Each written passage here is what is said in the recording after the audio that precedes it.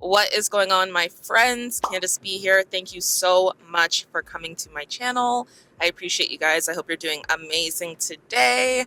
As you can see, I'm driving right now. It's Thursday, July 18th, and I'm heading to the gym. Definitely looking forward to it because I haven't gone to the gym in about a week because I wasn't feeling well. But now we are back. I have my energy drink with me and we're feeling good. So I actually already traded today. I'm done trading. I didn't film it because I was getting ready for the gym. So yeah, I took the trade, but I actually made $200 in about 30 minutes. So that's pretty good. Going around the roundabout. I will definitely go over that trade in this video. So definitely stay tuned for that breakdown and for that just trade review chart analysis. But yeah, in the meantime, on my little 10-minute drive to the gym, I definitely wanted to just talk to you guys because I know a lot of people have just been very stressed and concerned about what is going on in the job market specifically. You know, it's hard nowadays to get a job, and it sucks because for me, I've always I've always been someone who advocated for, you know, you can have your 9 to 5, you can have your job and then have, you know, multiple streams of income. Multiple streams of income has always been something that I have preached and always just practiced as well. I always am looking for ways just to spread my money and just make income, especially passive income, because I think that's important. Uh-oh, someone got pulled over by the police. Uh-oh. Yikes. Sorry if my camera shifted.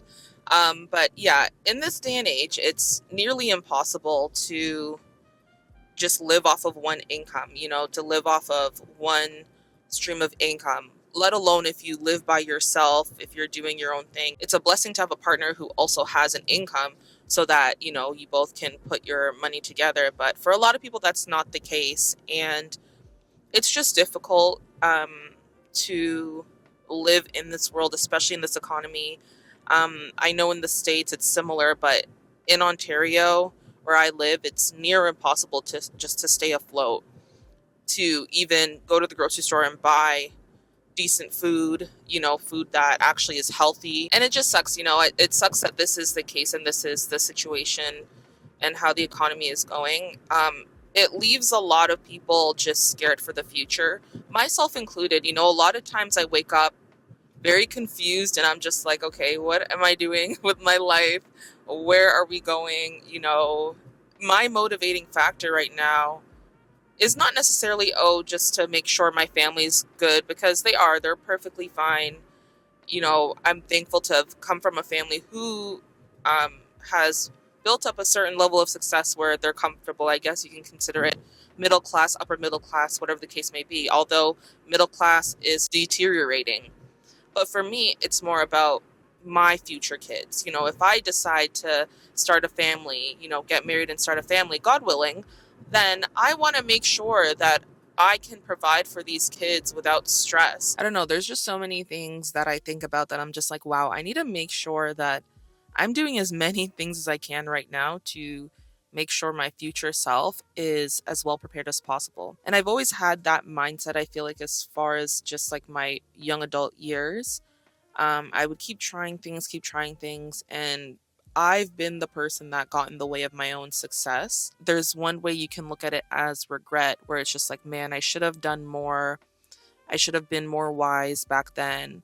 But at the same time, everything is a life lesson, everything is an experience. So, how can you be upset when whatever you've done back then has got you to where you are now? So, I don't know who's watching this and maybe needs just some sort of boost or motivation or encouragement, just to let you know that you are on the right path. And wherever you are right now, you might not think you are on the right path, but you are. But it will take a lot of actionable steps for you to continue to improve and get to where you need to get to. You know, where you are does not have to be your final place that you end up being. I think it's important that we all continue to try to be the best that we can be, try to improve in any aspect.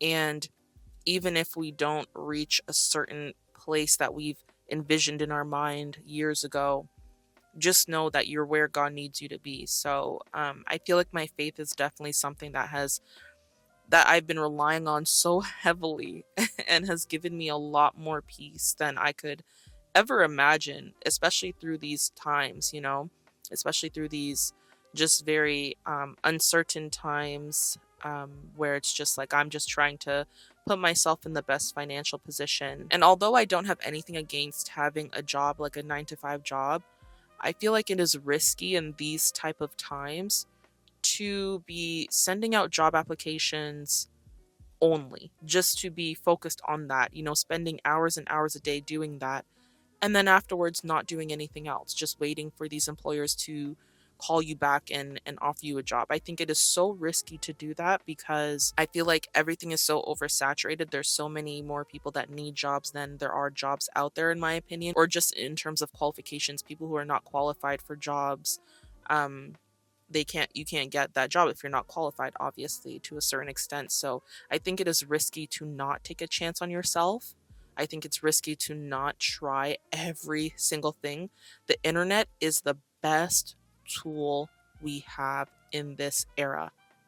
Like, I can't even talk about it enough. I always try to encourage people, anyone I encounter, my friends, like, try to find something where you can just use the internet and you can monetize something. You can use one of your skills and monetize it. Use a passion and monetize it. And have fun doing it, of course, but the internet is such a big tool and it will always be a huge tool for us to use. So it would be a disservice and it'd be extremely risky for us to not take advantage of that. But yeah, sorry for this venting. I usually, 95% of the time when I'm driving by myself, I have no music on. I am just in my thoughts or I'm talking out loud. And I feel like those are the best times. I really enjoy those times. I don't like distractions. I just like to hear my own voice. A lot of people don't like that, but I like to hear my own voice and just talk to myself and talk about things going on and just kind of ration with myself. I feel like that's definitely helped a lot. But yeah, guys, I'm at the gym. As you can see, I'm already parked. And so we're going to get a good workout in, and then we will break down the trade I took today, and then we'll go from there. I'm making a change today. The liquor been taking the pain away. I heard you was giving your chain away. That's kind of like giving your fame away. What's wrong with you? I sit in a box where the owners do. A boss is a role that I've grown into. I love you to death, but I told you the truth. I can't just be with you and only you.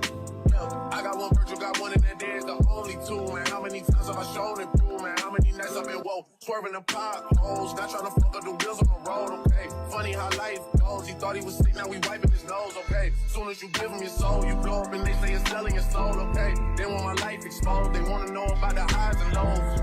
Well, summer all I did was rest, okay? And New Year's all I did was stretch. Alrighty, guys, so as you can see, we are back from the gym. I hope you don't hear all the birds chirping outside, but I thought, you know what, let's sit outside, let's relax, let's watch the sunset. It's much later in the evening now because obviously I had to shower and eat and relax. Side note, I went to Walmart after the gym, and you know how I was just mentioning to you guys earlier on how, just the economy, everything's so expensive. Tell me why I bought a pack of 3 little dental floss. The little containers cost me $12. $12? That's ridiculous. That's $4 before tax. I just couldn't get over that. I don't know. I just couldn't get over it. I needed the dental floss. I had to buy it, but I was pissed. But let us go ahead and review the NAS 100 trade that I took today. So as you can see, I'm on the 5-minute right now, and it was just a lovely trade that we were able to catch today. And let's just break this down because this was a beautiful, beautiful setup, and it was a pretty straightforward setup as well. So, on Forex Factory, there was some news earlier on in the morning. So I ended up taking this trade just before 11 a.m. So it was a bit of a later setup, but it's funny because this was my second attempt at entering, or second chance. So essentially what we saw was a bit of sideways movement like we always see during Asian session, London session, but there was a lot more movement actually in London session here. As you can see, price was moving quite a bit. As you can see, when New York opened, New York session started, we see a push to the upside. We did not get a break of the previous session high, which is interesting. We did not break above this area here. As you can see, price did rally back up and tap into it around this 19,967 area. And then as you can see, there was a sharp push down there. So when I started looking at the charts after 9:30 a.m., we already saw a huge push to the downside here, and obviously there was another level here that price bounced off of. And so I just wanted to see what would happen at this point, if we were going to get a full just drop to the downside or if we were going to get a pullback. And obviously, as you can see, we did get a pullback. So now as I'm looking at the charts, I actually was looking to enter this trade here. If I can map this out at around 10:30 a.m. I was looking to enter the trade at this point, but I just didn't like how the candlestick opened and just how it looked on the 5-minute. So I chose not to take this trade just because I didn't see any upper wick. And I assumed that it would just be a very impulsive candlestick, which it essentially was very impulsive. But it was hard, I'll admit, to watch this. It was a bit hard just to see price just push down because if I were to have entered, and we had everything right, we had this pullback into this level here, this zone, and then we had just a very nice bearish close here at the 10:25 a.m. candle. And when I go to the higher time frames, what I was looking at was, I think it was the 4-hour and the 15-minute actually. So when I looked at the 4-hour, this is what I saw. I saw these beautiful upper wicks, just beautiful, after a pullback. So we had this push down and then we had a pullback and then we had this beautiful upper wicks. And so that was one confluence, obviously, in addition to price pushing down. Previously, we were still going in a bearish momentum, and I don't know if I mentioned as well, but the stocks were down as well when I was looking at the charts around 10:30. There were a lot more stocks pushing down. There was actually some sort of breaking news about the NASDAQ, something about investors just taking out their stocks from tech companies, from my understanding. But yeah, so that really was pushing the market down. And when I went to the 15-minute, I also saw just that confluence. We saw these upper wicks. So for me, I was looking at the 4-hour and the 15-minute, and that was really more clear to me than anything else. And so, yeah, honestly, I definitely should have taken this trade, but like I say, shoulda, coulda, woulda, but didn't. And this would have been a nice trade, to be honest with you. Very nice entry around like 19,857. I would have entered right at that the break of that previous candle, but it's okay. So whatever, price did that. And I was just watching it, and as I was watching it, I was just waiting. I was like, okay, price is either going to just shoot all the way down and just not stop and just keep going, or we're gonna get some sort of pullback. So why don't I just wait for that pullback? Why don't I just sit and be patient? So it was a little hard, but it wasn't too hard for me just to wait and see what the market was going to do, because I felt that if it was meant to be, then I would get another opportunity. And if it wasn't meant to be, if price just dropped, then it is what it is. I'd rather not enter a trade at the bottom of a move. I'd rather get a pullback. So I was just waiting for my entry, and sure enough, we did get our chance. There were these two candlesticks on the 5-minute that printed, and we saw this rejection first here with this 10:40 a.m. candle, and then we see just engulfing bullish candle at 10:45. So I just waited for the pullback to see if price would retap this area that we had drawn. So let me just delete some of these zones just to keep it just to keep it nice and clean.